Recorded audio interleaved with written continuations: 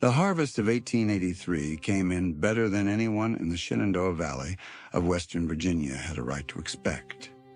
Thomas Hadley pulled 340 pounds of potatoes from his half-acre plot, stacked 80 heads of cabbage along the north wall of his barn, and laid down 60 pounds of dried beans in cloth sacks on his cabin shelf. His turnip crop alone filled 4 wooden crates. After 2 consecutive lean years, the Hadley family had enough stored food to carry them through until the following June without touching their cash savings. By February, they were eating their seed stock. The problem was not the harvest. The problem was what happened to the harvest between October and April.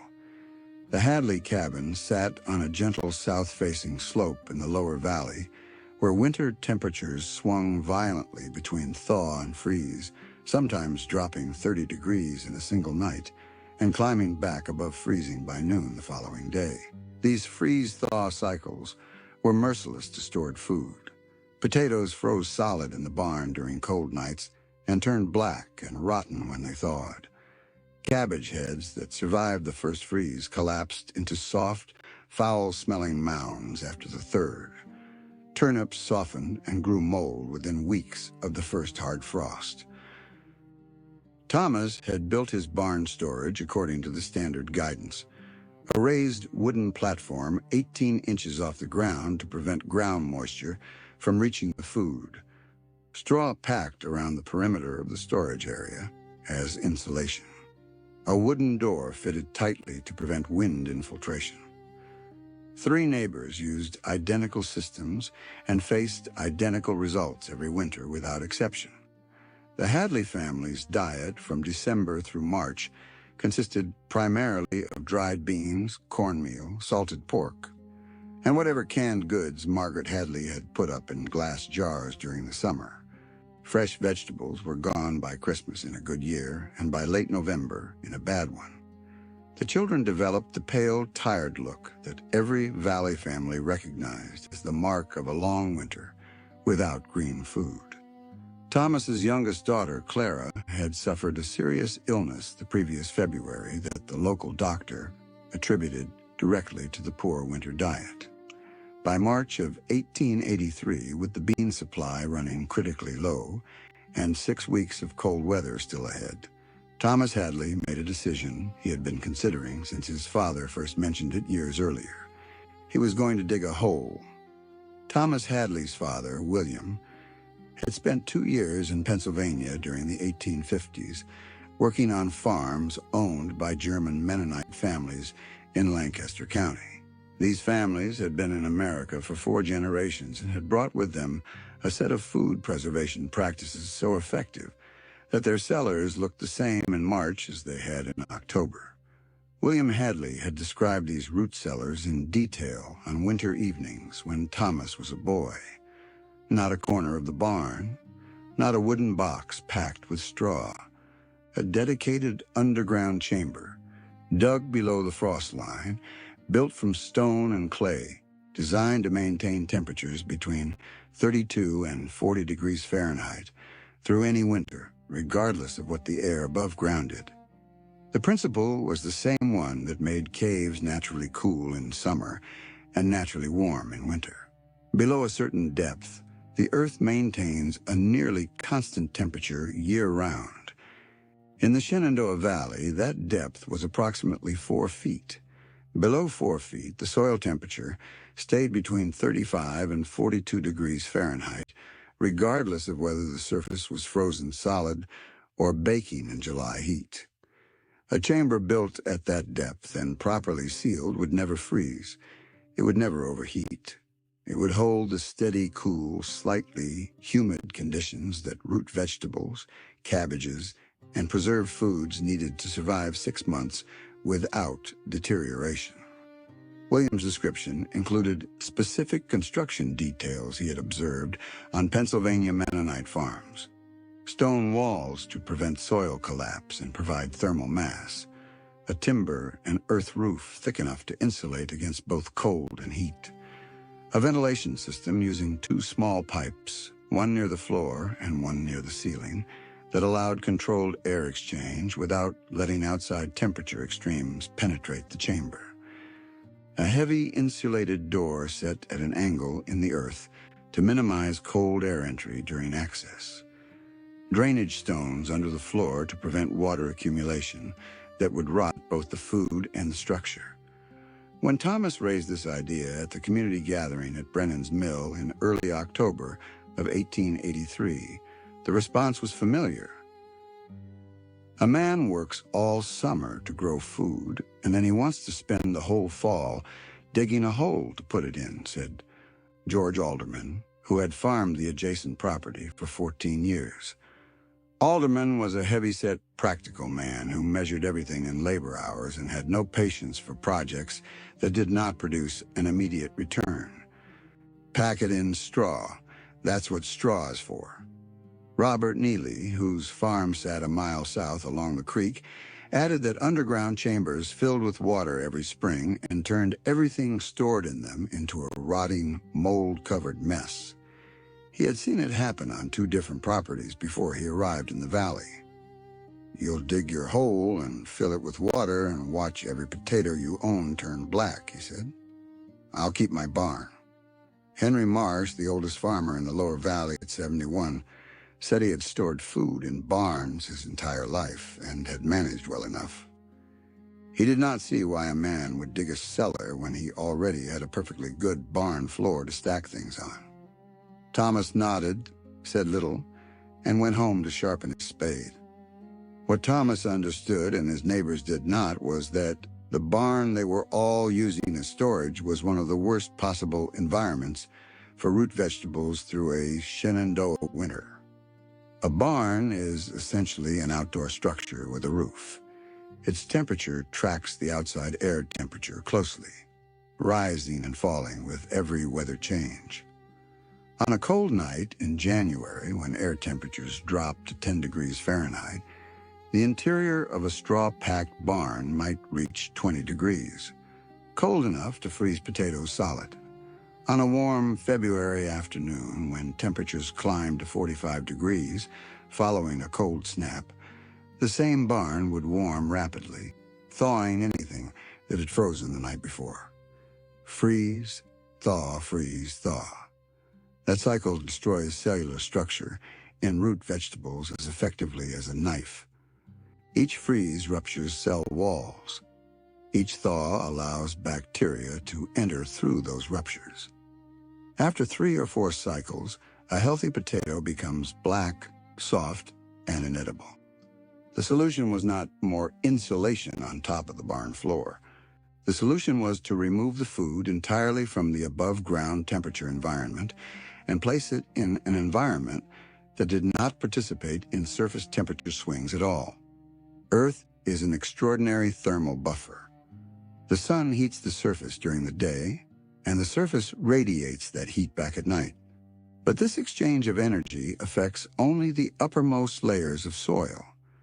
At 4 feet of depth in the Shenandoah Valley, the soil temperature reflected the average annual air temperature of the region, approximately 54 degrees Fahrenheit, and the upper layers graduating to a steady 38 degrees at proper cellar depth. This temperature did not change with the weather. It did not freeze in January. It did not bake in July. It simply held, day after day, season after season, providing exactly the stable, cool environment that preserved food required. The ventilation system was the second critical element. A sealed underground chamber without air exchange would accumulate the ethylene gas and carbon dioxide that root vegetables naturally emit during storage. These gases accelerated ripening and rot, defeating the temperature advantage entirely. The solution was controlled ventilation, small enough to prevent outside temperature extremes from entering the chamber, large enough to allow steady gas exchange that kept the interior atmosphere fresh.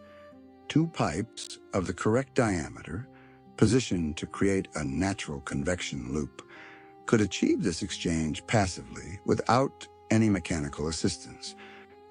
William Hadley's Pennsylvania observations had been precise on the dimensions that worked. Thomas had copied them into a leather journal during one of his father's last winters and carried that journal to the field behind his cabin in early October of 1883. Thomas spent 3 days selecting the correct location before he lifted a spade.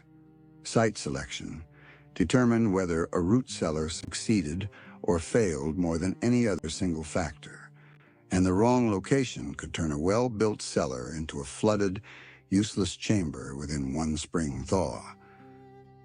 The first requirement was a north-facing slope with natural drainage running away from the site. A north-facing excavation received less direct solar heating, which helped maintain lower internal temperatures during the warmer months of storage. Natural drainage flowing away from the site prevented groundwater from pooling against the walls and floor. Thomas walked his property for 2 hours, probing the soil with an iron rod and observing where runoff traveled during the previous day's rain, before identifying a low north-facing bank 60 yards behind his cabin that met both requirements. The second requirement was soil composition. Clay-heavy soil holds its shape during excavation and provides natural insulation but drains poorly. Sandy soil drains well but collapses during digging and provides minimal insulation. The ideal was a loam composition with enough clay content to hold wall shape during construction and enough drainage that groundwater would not accumulate at cellar depth.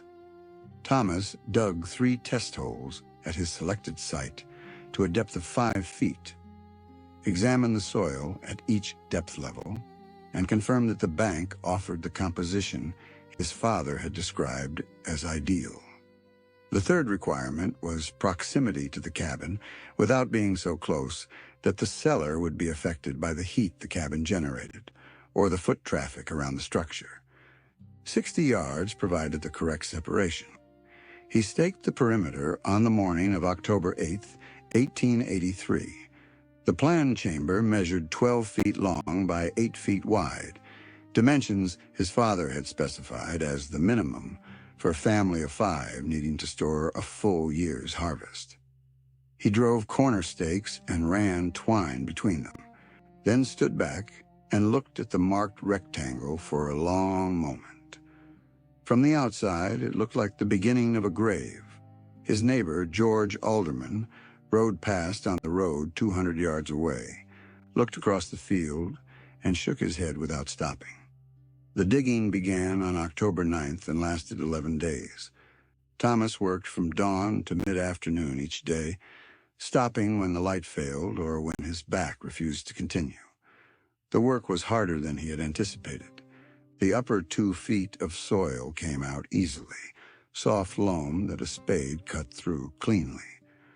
Below 2 feet, the soil stiffened with clay content and required an iron bar to break it loose before the spade could remove it. Below 3 feet, Thomas encountered a layer of compacted clay and small stones that demanded a heavy mattock to break and a long-handled shovel to remove from the deepening pit. He excavated to a final depth of 6 feet below the surface of the bank, 2 feet deeper than the minimum his father had specified. The additional depth provided an extra margin of thermal stability and allowed ceiling height inside the finished chamber sufficient for a full-grown man to stand upright, which Thomas considered essential for loading and unloading without damaging stored food by bending and straining in a cramped space. The spoil from the excavation was piled immediately to the north and east of the site, positioned to eventually become the earthen covering for the roof. Thomas calculated the volume of excavated material carefully, knowing he would need every cubic foot of it for the earth layer that would insulate the finished structure from above. At the base of the excavation, he dug an additional drainage trench 6 inches deep, running the full 12-foot length of the chamber floor. This trench would be filled with gravel and covered with flat stones, creating a drainage system that directed any groundwater or condensation away from the main floor area and toward a collection point at the downhill end of the site. His father had emphasized this detail above all others. A wet floor rotted everything it touched, regardless of temperature. He lined the drainage trench with fist-sized river gravel hauled from the creek 400 yards away in a two-wheeled cart, 18 loads over 3 days. Over the gravel, he laid flat limestone slabs collected from the same talus slope Thomas had identified on his first day of site selection, fitting them together without mortar to allow water to pass between joints while providing a dry, firm walking surface above. Robert Neely rode past the excavation site on day 7 and stopped his horse to look. "How deep is it?" he called across the field. 6 feet, Thomas said from inside the hole, his head barely visible above the rim. Neely looked at the pile of excavated soil, calculated the labor it represented, and rode on without further comment. He would remember that calculation later. Wall construction began on October 20th once the drainage floor was complete and had been tested with a bucket of water poured at the uphill end. The water moved visibly toward the collection point at the downhill end, confirming that the drainage system functioned correctly before the walls went up and made modification impossible. Thomas built the walls using field stone collected from the creek bank and the talus slope, selecting flat-faced pieces that could be stacked in stable horizontal courses. The wall construction followed the same dry stack principle as the drainage floor, relying on the weight and fit of the stones rather than mortar to hold the structure together. His father had specified dry stack construction for 2 reasons. Lime mortar was expensive and required skilled mixing. More importantly, dry stack walls allowed minor settling without cracking, while mortared walls could develop structural fractures as the surrounding soil shifted through seasonal freeze-thaw cycles at shallower depths. The walls rose in courses 8 inches thick, wide enough to provide structural stability against the pressure of surrounding earth, and enough thermal mass to moderate temperature fluctuations inside the chamber. Thomas fitted each stone carefully, testing its stability before moving to the next course, filling gaps with smaller stone fragments to prevent the larger pieces from rocking under the weight of courses above. The critical technical challenge was maintaining a slight inward batter on the walls, a tilt toward the interior of roughly 1 inch for every 12 inches of height. This batter caused the wall to lean against the surrounding earth rather than away from it, using the soil's weight as a stabilizing force rather than fighting it. Walls built perfectly vertical or with an outward lean were vulnerable to soil pressure, pushing them inward and eventually causing wall collapse. Thomas checked the batter angle at each course using a simple plumb bob made from a stone tied to a length of twine. The walls reached 7 feet in height, 1 foot above the finished floor level and 6 feet of stone rising from the drainage base. At this height, Thomas installed the ventilation pipe brackets his father had specified. The first pipe, positioned 8 inches above the finished floor level on the north wall, would bring cool, fresh air into the lower portion of the chamber. The second pipe, positioned 6 inches below the ceiling level on the south wall at the opposite end of the chamber, would allow warm, stale air and accumulated gases to exit passively. The temperature differential between floor and ceiling inside the chamber would drive a natural convection current, pulling fresh air in at the bottom and pushing stale air out at the top without any mechanical assistance. Thomas cut 2 sections of 3-inch diameter clay drainage pipe he had purchased from the hardware merchant in the nearest town, each section 4 feet long, and embedded them in the wall construction at the specified heights. He angled each pipe slightly downward toward the exterior to prevent rain from entering, and capped the exterior openings with the wire mesh to keep animals out. The roof was the most technically demanding element of the entire construction. It had to support the weight of 2 feet of packed earth above it, provide sufficient insulation to prevent the chamber below from being affected by surface temperature extremes, and remained structurally sound for decades without significant maintenance. Thomas used a combination of timber framing and layered earth construction that his father had described from the Pennsylvania Mennonite farms. He cut 6 white oak beams 10 feet long and 6 inches square from timber he had felled and set aside during the previous winter, knowing he would need them eventually for this project. These beams spanned the 8-foot width of the chamber, with 1 foot of bearing surface on each stone wall, laid parallel at 2-foot intervals across the full 12-foot length of the chamber. Over the oak beams, he laid split cedar boards, 1 inch thick, fitted tightly together to form a continuous surface. Cedar was his father's specified material for this layer for 2 reasons. It resisted rot more effectively than any other locally available timber, and its natural oils repelled insects and rodents that might otherwise tunnel through a softer wood layer. Over the cedar boards went a 6-inch layer of straw packed tightly and evenly across the entire roof surface. This straw layer provided the primary thermal insulation, trapping dead air between its fibers in the same way that a wool coat traps air against the body. Thomas packed it by hand, working from the accessible slope on one side, ensuring uniform density across the entire surface without gaps where cold could penetrate. Over the straw went the excavated earth from the original digging, piled and packed to a depth of 18 inches across the entire roof surface and mounded slightly higher toward the uphill end to direct surface water away from the structure.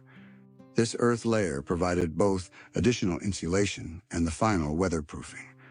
Rain and snowmelt would percolate through it, be deflected by the straw layer beneath, and drain away from the structure entirely. The access door was the final and most visible element. Thomas built a timber-frame door opening in the south-facing end wall of the chamber, sized at 30 inches wide by 54 inches high, tall enough to enter without severe stooping, but small enough to minimize cold air intrusion during access. The door itself was built from 2 layers of 1-inch cedar boards, with a 3-inch layer of wool batting between them, held together with iron strap hinges and a wooden latch. The door frame was set at a 15-degree angle from vertical, following the slope of the bank, which caused the door to seat firmly against its frame under its own weight when closed. Around the door frame, Thomas packed a continuous seal of mixed clay and straw, pressed firmly into every gap between timber and stone. This seal was not intended to be permanent. It would require inspection and repair each autumn before the main storage season, but it provided the airtight closure that prevented the primary heat pathway into the chamber, air infiltration around the door, from undermining the entire system. The completed structure was invisible from more than 20 feet away. From a distance, it looked like a low mound in the hillside behind the Hadley cabin, distinguished only by the door set into its south face and 2 small pipe ends protruding from the bank on either side. Thomas Hadley opened the cellar door for the first time on November 3, 1883, 26 days after beginning excavation. The air that came out of the opening was noticeably cooler than the November afternoon outside and carried a clean, mineral smell, the smell of undisturbed earth. He held a candle inside the entrance and watched the flame. It burned steadily without flickering, confirming that the ventilation system was creating a gentle but consistent air current through the chamber. He measured the interior temperature using a mercury thermometer he had borrowed from the local doctor, holding it at floor level for 5 minutes and then at shoulder height for 5 minutes. Floor level read 38 degrees Fahrenheit. Shoulder height read 41 degrees. The 3-degree differential between floor and ceiling confirmed that the ventilation convection was working correctly, with cooler air settling at the bottom and slightly warmer air rising toward the exit pipe above. Outside air temperature that November afternoon was 52 degrees Fahrenheit. The following morning, when outside temperature had dropped to 28 degrees with a hard frost coating every surface on the farm, Thomas measured the cellar interior again. Floor level read 38 degrees. Shoulder height read 40 degrees. The chamber had not moved. Loading took 2 full days.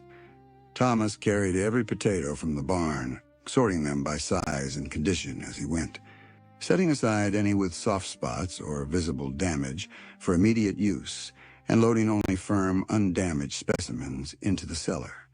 He built simple wooden shelving along both long walls from split oak boards, creating 3 tiers of storage surface that kept food off the floor and allowed air to circulate between stored items. He packed the potatoes in shallow wooden crates, 1 layer deep, never stacked more than 3 inches high, following his father's specification. The deep piling caused compression damage and prevented individual inspection of each tuber. Cabbage heads went onto the upper shelves, each one individually wrapped in several layers of dried corn husks to prevent them from touching each other, because contact between cabbages in storage allowed rot to spread between heads. Turnips and beets occupied the lower shelves in open wooden trays. Canned goods in glass jars lined the top shelf along the north wall where temperature was most stable. The total loaded weight of stored food was approximately 600 pounds. Thomas closed the door, fitted the clay seal around the frame, and stood outside looking at the mound for a long moment. In the barn, 60 yards away, a single crate of potatoes he had set aside as a comparison remained in the straw-packed storage area where everything had always been kept. He would check both weekly. November passed without incident in both storage locations. December arrived with the first real cold of the season, temperatures dropping to 18 degrees Fahrenheit on the coldest nights and climbing back to the mid-30s during the day. Thomas checked the root cellar every Sunday morning and the barn storage every Sunday afternoon. On December 15th, the first barn potato showed soft spots. By Christmas, 40% of the barn potatoes had developed the black patches that indicated freeze damage followed by bacterial infection. 3 cabbage heads had collapsed entirely. The turnips showed surface softening that would progress to full rot within 2 weeks. Thomas opened the root cellar door on Christmas morning and held his candle inside the entrance. The interior smelled of clean earth and the faint green scent of stored vegetables. He pulled a potato from the nearest crate and pressed it between his fingers, firm. He walked to the back wall and pulled a cabbage from its corn husk wrapping. The outer leaves were dry and slightly papery, but the head beneath was solid and tight. He cut it in half with his knife. The interior was white, dense, and fresh, identical in quality to the day it had come out of the garden in September. He brought half the cabbage inside for Margaret's Christmas meal and said nothing about the barn. January delivered the conditions that separated adequate storage from genuine winter food security. A sustained cold snap beginning January 9th drove temperatures to 4 below 0 Fahrenheit and held them there for 11 straight days. Wind drove out of the northwest at 25 miles per hour, pushing effective temperatures below -20 and freezing the creek to a depth of 8 inches. Snow accumulated to 2 feet on level ground. George Alderman lost his entire remaining potato supply during that cold snap. The temperature inside his barn storage area dropped to 14 degrees Fahrenheit on the coldest night, sufficient to freeze every potato solid. The thaw that followed the cold snap 11 days later destroyed what the freeze had started. He spent a full day in late January sorting through the damage, setting aside a small quantity of partially viable specimens and composting the rest. Robert Neely lost 60% of his stored cabbage to the same freeze and the subsequent mold that spread through the warming barn in the days after the cold snap broke. His turnip supply survived better because turnips tolerate freeze-thaw cycles more resiliently than potatoes. But even his turnips showed significant quality deterioration by mid-February. Henry Marsh lost virtually everything stored in his barn within 6 weeks of that cold snap. He was purchasing cornmeal and salt pork from the merchant in town by the first week of February, spending cash he had planned to hold until spring planting. Thomas Hadley measured the root cellar interior temperature on the coldest morning of the cold snap, January 12th, when outside air was 4 below zero and the ground surface was frozen solid to a depth of 14 inches. He held the thermometer at floor level for 5 minutes, 37 degrees Fahrenheit. He measured again at shoulder height, 39 degrees. The chamber had moved 1 degree below its November baseline. Outside, it was 41 degrees colder. He pulled a potato from the back crate. Firm, he unwrapped a cabbage, solid. He cut a turnip in half, dense and white to the core with no soft spots, no discoloration, and no smell. He closed the door, fitted the clay seal back into place around the frame, and walked back to the cabin for breakfast. George Alderman appeared at the Hadley property on February 3rd, the day after he had finished sorting through the wreckage of his barn storage. He walked directly to the mound behind the cabin without being invited or directed, stood looking at the door for a moment, and then turned to Thomas, who had followed him across the field. "How much did you lose?" Alderman asked. "Nothing," Thomas said. Alderman stared at him. "Nothing since October?" "Nothing since October." Alderman asked to look inside. Thomas opened the door and held the candle in the entrance. Alderman leaned in, looked at the rows of shelved crates, the cabbage heads wrapped in their corn husks, the glass jars on the upper shelf. He was quiet for a long time. "How deep is the floor?" he asked finally. 6 feet below the surface. Alderman nodded slowly. He did not say anything about the comment he had made at Brennan's mill in October. He stood at the entrance for another minute, then straightened up and looked at Thomas directly. "How long to build it?" 26 days, Thomas said. "Working alone." Robert Neely came the following week, riding over on a Tuesday afternoon with his eldest son. He walked the perimeter of the mound, examined the door construction, looked at the pipe ends protruding from the bank. He asked about the ventilation system, and Thomas explained the convection principle. The cool air entering at floor level, the stale air exiting at ceiling level, the way the temperature differential drove the exchange without any mechanical help. "My grandfather talked about something like this," Neely said quietly. "I thought it was just a story about the old country." Henry Marsh did not come in person, but sent his son with a note asking for the dimensions of the chamber and the depth of excavation. Thomas copied the critical measurements from his father's journal and sent them back with the boy. Thomas Hadley opened his root cellar for the last time in the spring of 1884, on the morning of April 14th, after the last frost date for the Shenandoah Valley had safely passed, and the kitchen garden was ready to begin producing fresh food again. He made a systematic inspection of everything remaining in storage, recording the condition of each category in his journal. Of the 340 pounds of potatoes loaded in November, 298 pounds remained in good condition, firm and ready for either cooking or replanting as seed stock. The losses of 42 pounds represented potatoes he had removed for weekly meals over 5 months, plus a small number discarded during routine inspections when early soft spots were caught before they could spread. Not a single potato had been lost to freezing, rot, or mold caused by storage failure.